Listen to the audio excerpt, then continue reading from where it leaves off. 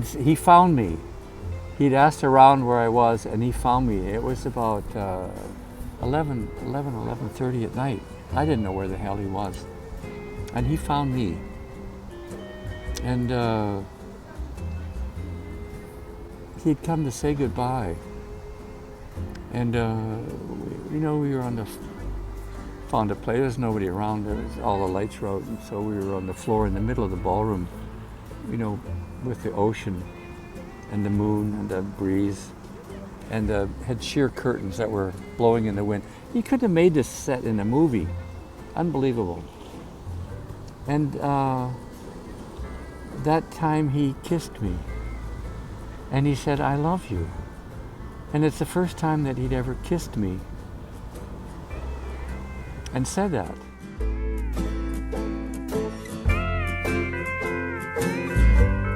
So here we go, final chapter. Who knew? It's just taken about just a little over 2 years. Anyway, thank you for the people that encouraged and pushed me. It's nice to get this done. I think one of the best experiences of writing and doing this is that, especially as you get older, there's just a lot of past, a lot of memories, and you don't want to live in that. It's all baggage.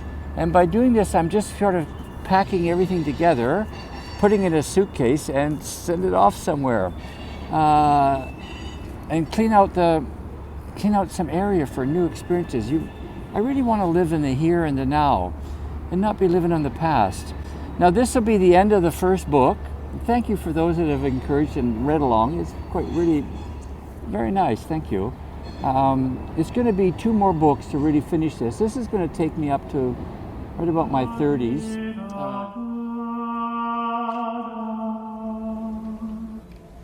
I need to do it. The middle section is really going to be about all the business and making the money and all of that stuff. It's kind of a life without love for quite a few years. And then the final book will be about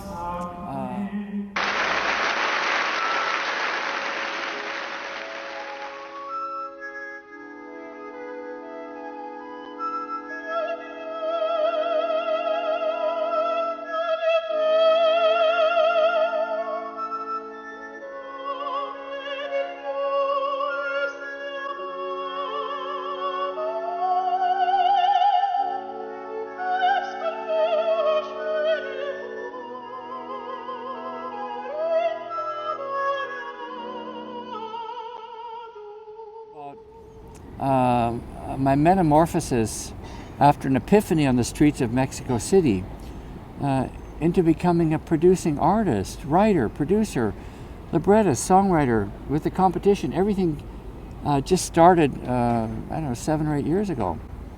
So that's a whole nother book. It's been quite a marvelous experience of how I put it together. So if I can do it at my age, start a career in the theater, imagine what you can do. Anyway, so here we go.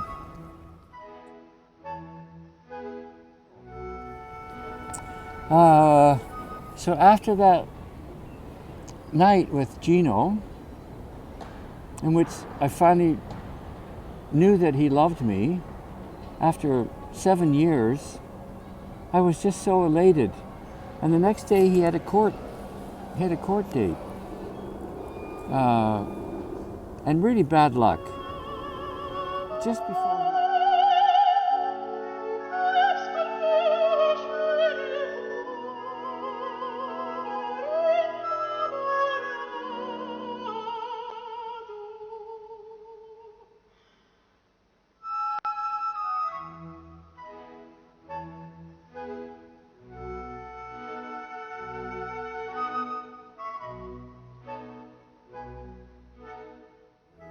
Just before he went into the courtroom was the assassination attempt on Ronald Reagan. So the empathy or sympathy for anybody committing any kind of violence was just about zero. And it was a pretty short, he just confessed it. Yeah, he did it. 5 years. 5 fucking years. It was just devastating. So here finally I have the love of my life wanted to be my partner, and it's over. That was it. It was it really just changed everything. It changed everything for me. It was like I realized that was it. That was the end of the party. I just got married to somebody, so I had my U.S. Social Security, and I just decided to go get a job and start. I got a job at it was a great restaurant there called Canlis. Arthur Murray.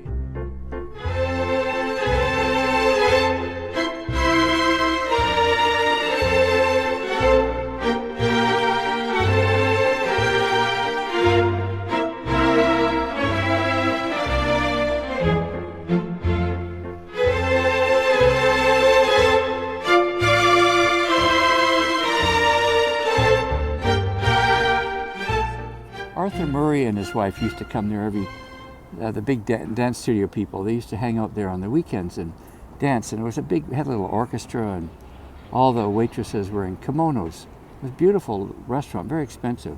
And I got a job there as a waiter. I'd never been a waiter. I didn't even know how to spell waiter. I misspelled waiter on my application. And a wonderful guy named Richard Amesbury hired me. He was a general manager. And I just loved it. I just loved it. Back in work in a crisp uniform around beautiful people and wonderful environment. I was making enormous tips. And that was kind of the end of my Beach Boy days. Ironically, I got, Peter Canlis didn't like me for some reason. I don't know, he's pompous idiot. He ended up going bankrupt. But he didn't like me, and I got fired. And I remembered it was on a Friday the 13th. And it broke Richard's heart because he really loved me. I mean, as a boss, I was a wonderful, wonderful guy. He had made me head waiter, and I was sort of running the whole show for him. I loved it, I was organized. So anyway, Friday the 13th. So I said, when he said, we got to let you go, and I said, Richard, it's Friday the 13th. Why don't you just wait till tomorrow, you'll feel better. He said, no, it's not my call, buddy.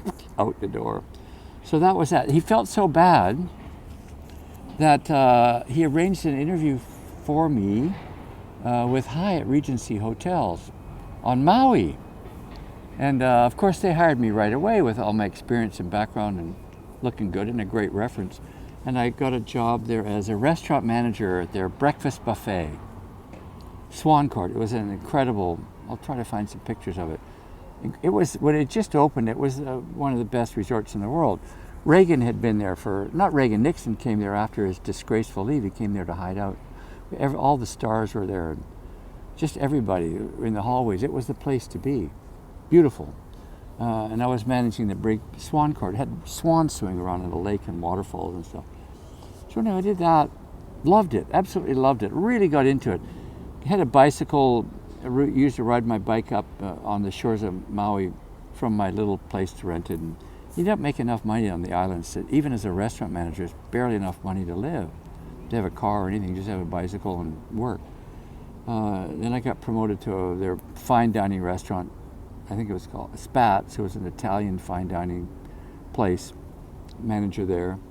And it's a funny story. The regional manager for Hyatt Hotels Hawaii did a talk, and he said, if you guys have any ideas or any improvements, let me know and come and see me. So, open the door for me. I've been a stockbroker before that and met McDonald's, and I saw a lot of areas for improvement. So anyway, I prepared about a 20-page report that was pretty scathing for the management of the food and beverage department, but just a lot of bad shit going on there. So I flew over to Honolulu, gave the report. Well, needless to say, I was canned two weeks later. There was no reason. I was right. They couldn't dispute it. So rather than fix it, they just thought, well, get rid of me. Anyway, so much for being a truth. But you know what? It was okay. It was time to move on.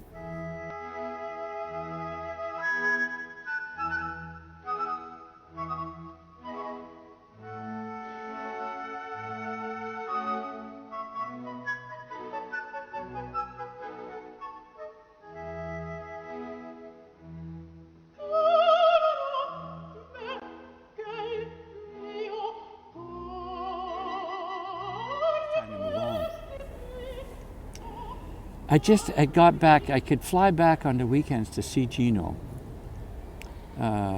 Eventually, he could have visitors, and I would fly back to Honolulu on my days off and go visit him in the prison. It was just awful. And it was like, I just decided, well, I'll wait till he gets out. What the hell?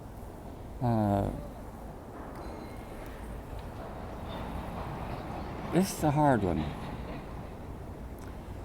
You know, going visiting people in prison is not my idea of a romantic ideal, but when you love somebody, that's it. Doesn't matter what they did. Don't matter. Doesn't change anything. And I was going to wait for him, whatever. 3 years, I can do that. So in 3 years he got out. He started getting out on passes where they could go out, you know, on those orange chutes, and they go out and clean out the freeway. So one day he was on the leaky highway on a garbage detail, and he got hit by a drunk driver, 200 yards in the air, and he was in a coma, and they didn't think he was ever going to get out of it. And the worst of it, I wasn't allowed to go to the hospital. Of course, his family blamed the queers. You know, it's the queers' fault. What happened to their son? It wasn't my fault. Who knows fault? So I couldn't even see him in the hospital. And I didn't know what to do. I mean, he's not going to come back. I just thought, well, you know, I got to move on. I didn't want to be somebody living in mourning, taking care of a brain-dead corpse. So after a year, I found out through a friend of mine that was allowed to get in there. That's a train in the distance. I hope you don't hear it too badly. He came out of the coma. They didn't expect him ever to, and he came out of the coma. And I got a message to him to meet me somewhere. He was still technically a prisoner in the prison system, so he couldn't just do what he wanted. And they had control of who could see him. Of course, you don't want any evil gays running around there. You know, if we'd been married, and we'd been straight, we probably would have been married. I would have had rights.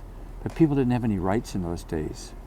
You know, we're not where we are now, and there's still stigma, but legally, you have all the same rights as anybody else. It's very important. Younger gays have no idea how shitty it was.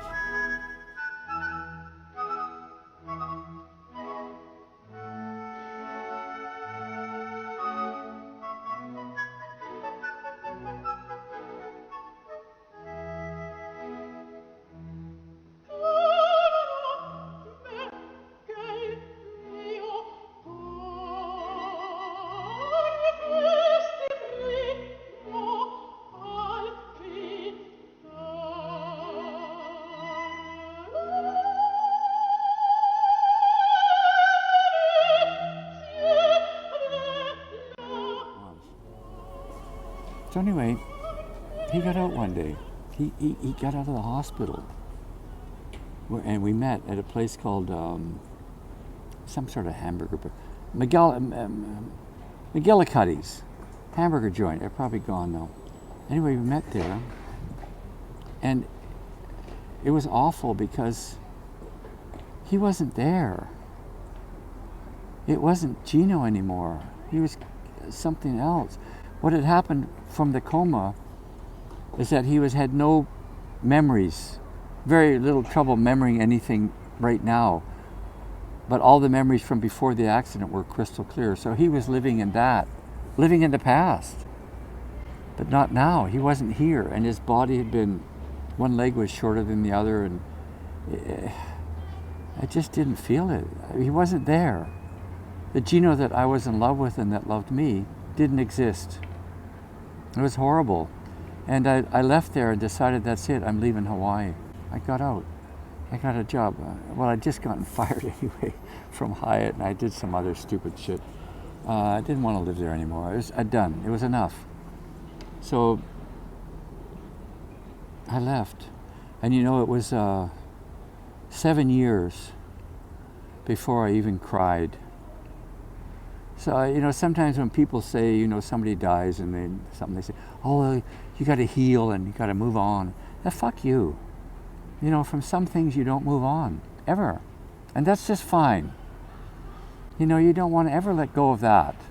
All the other shit, yeah, you can let go, but that, no. That's forever. And that'll be the next book. I'm going to do 2 more books. The next book is what happened next.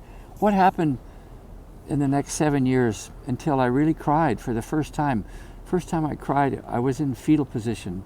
I completely collapsed on the living room floor. And I couldn't stop crying for hours. Finally, you know, I was released from the guilt and just everything. It takes a while. But there's a whole period in there when I just had kind of given up. It's a whole different time. Made a lot of money, did a whole bunch of stuff. It's a different kind of story. And then the third story will be the story after that, when I started my new career in back to the ballet, back to the theater, my home. Tony, that's the end of it. Yeah, thanks for hanging in. Sorry it's not perfect, but you know, I'm not a perfect human being, and if you don't like it, go fuck yourself. Bye. Thank you.